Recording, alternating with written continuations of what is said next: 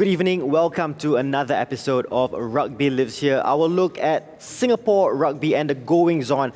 We had, of course, Terence Khoo in the previous episode, and this time we have Douglas Danapal in the house with me, the SRU Head of Commercial, PR and Marketing, and you have this association with rugby that goes back years. And just give the audience a little bit of insight into your relationship and your family's association with rugby. Okay, so I never really was a good rugby player, but I've been with it for a while.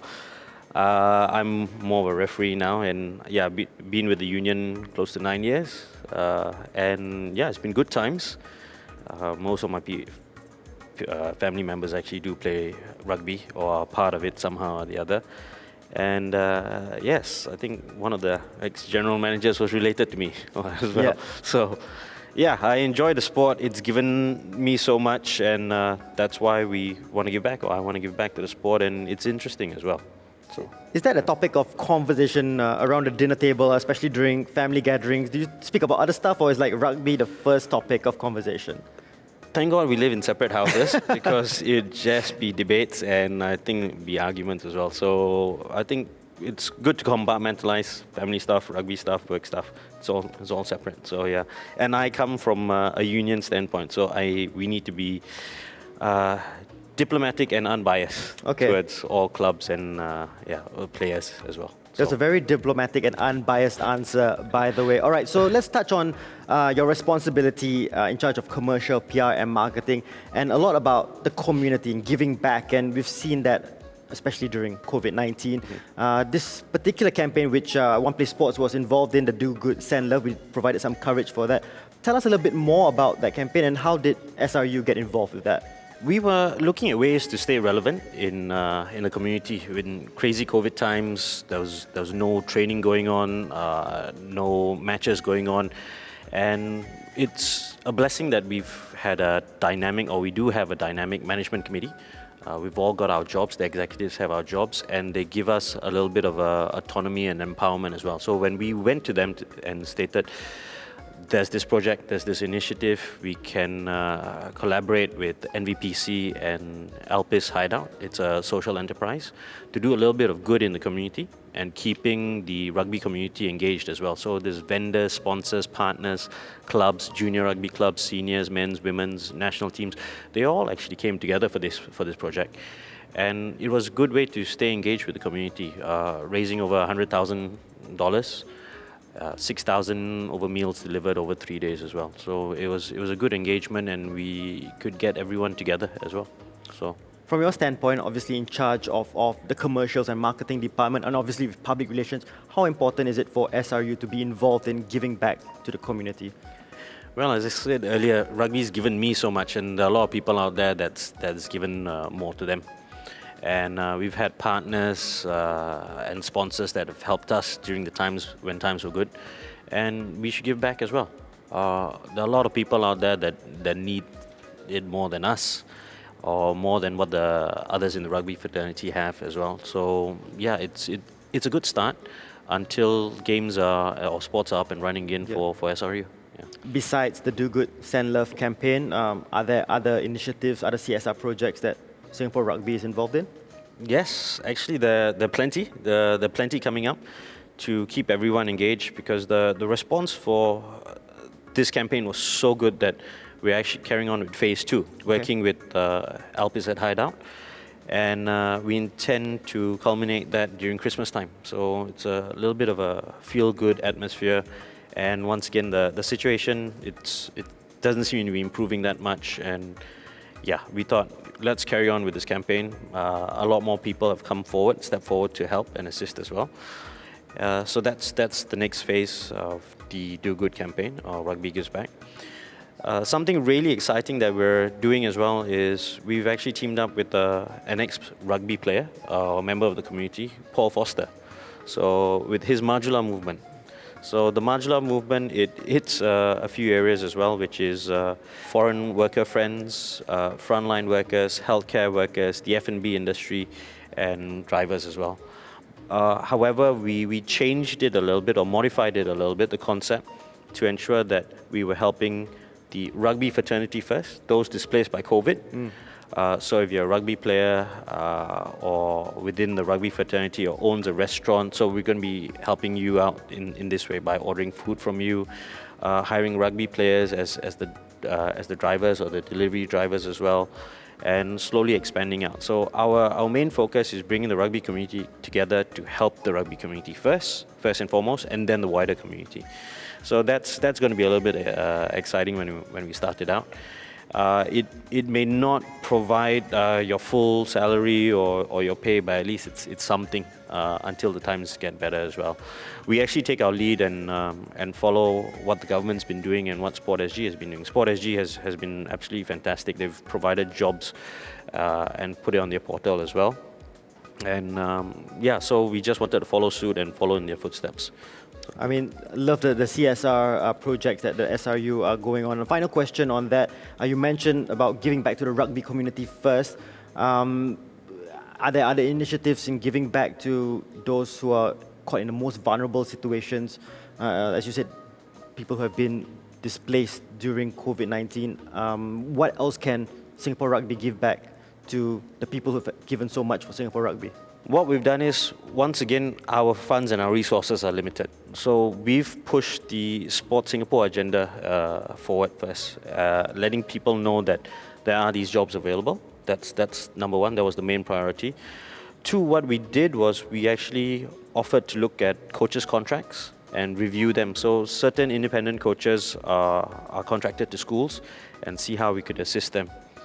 The third one was we actually created a platform for coaches to create 3 to 4 minute videos, training videos, which they can use.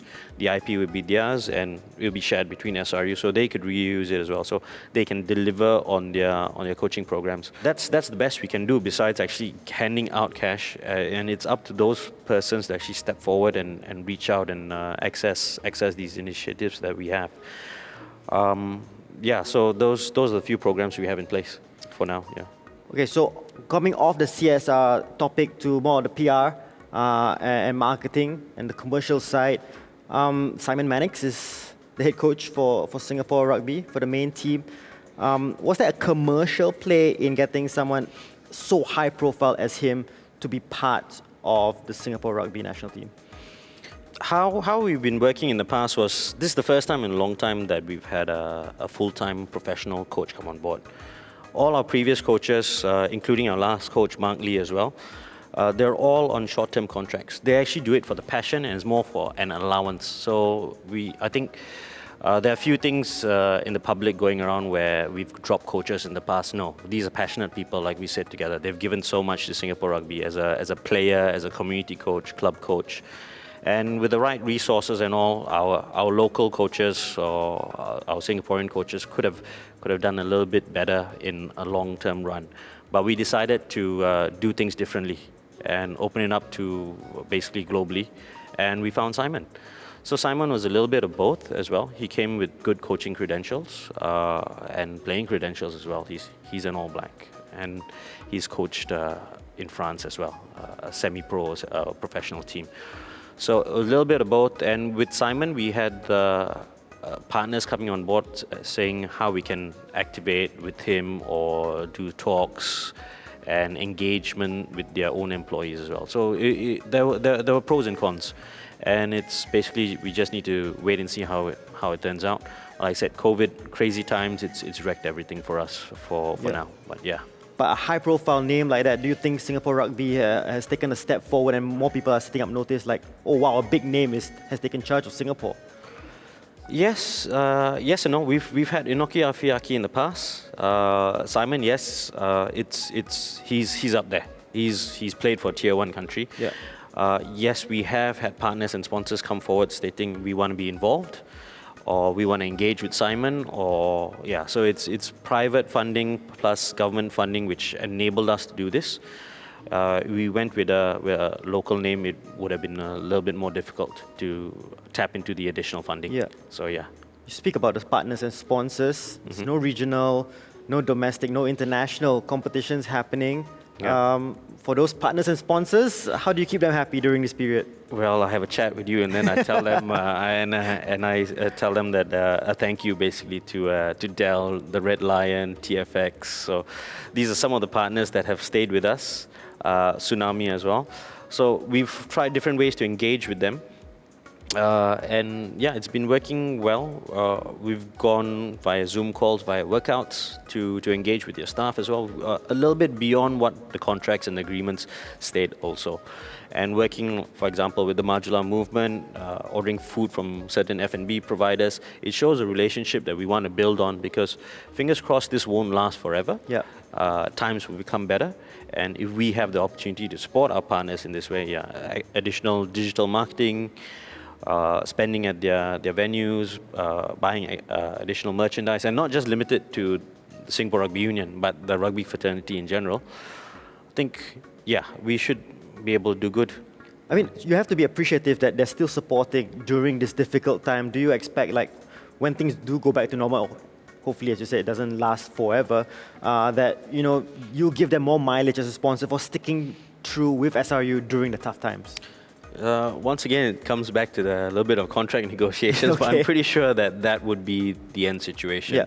The gratefulness for sticking with us, and yeah, we've also been grateful that we've been able to sign on 2 new partners. So Recovery Systems has come on board as one of our partner, and we've got a nutrition partner coming on board also. So even in these times, they're here to help out and say, what can we do to help the athletes out? The athletes who are training at home without field training, or now that they've started in groups of 5, how can we help? How can we assist? So I said, okay, this is how we can do things together. And what would you want in return? And their answer to me is, just wait first, hang on, and we'll discuss that a little bit later. So yeah, grateful to partners like these that have stayed with us or have come on board now. Yeah. This is a very tame conversation that I'm having with you. We're going to have a part 2 to this conversation in a couple of weeks' time, hopefully, Sure. About the questions or the most frequently asked questions about Singapore rugby or misconceptions that you would like to clear up in your role as a commercial PR and marketing head. But for the CSR projects that you speak about and giving back to the community, I'm sure there are people out there who want to help, who want to give back. How do they get in touch with SRU? Okay. We're setting up Rugby Lives Here at sru.org.sg. It's an email address that they can send their queries, questions to. They can follow up on the links on this from this video as well. Yeah. Always willing to accept any help that comes from the community. We won't say no.